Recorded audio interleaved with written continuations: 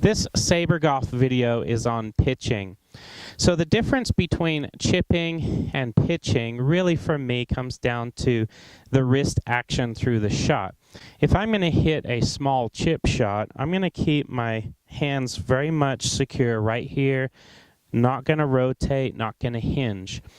A chip shot for me, if I move my shoulders back and forth and create some speed with very little wrist action, I can chip a ball with low trajectory, maybe fly it even 20 to 30 yards.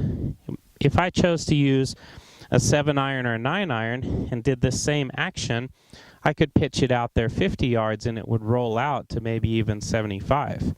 But the chipping action for me is different than the pitching action. So what I'm going to show you is how to pitch and how to use the Saber to help you to do that. So let's say, for example, I'm going to pitch my ball up onto the green right here. What I'm going to do is take my Saber. The timing mechanism is down at this end.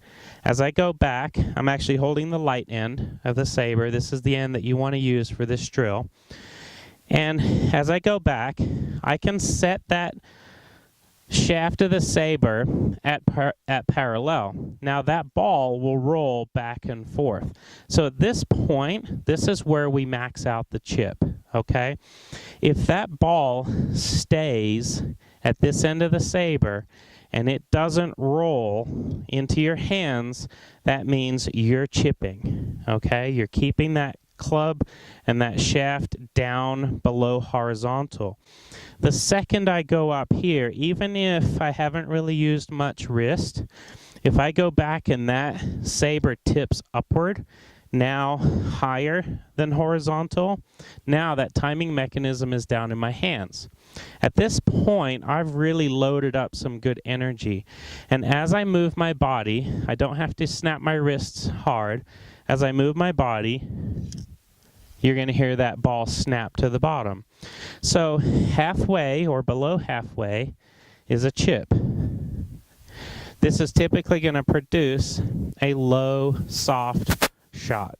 The second you get your hands up here and that energy drops into your hands and you created an angle, boom, you're going to be able to create some more speed. So it's very important that when you get that Saber in this position, you have two options. You incorporate just a simple pivot of the body that will get that ball to snap down into position.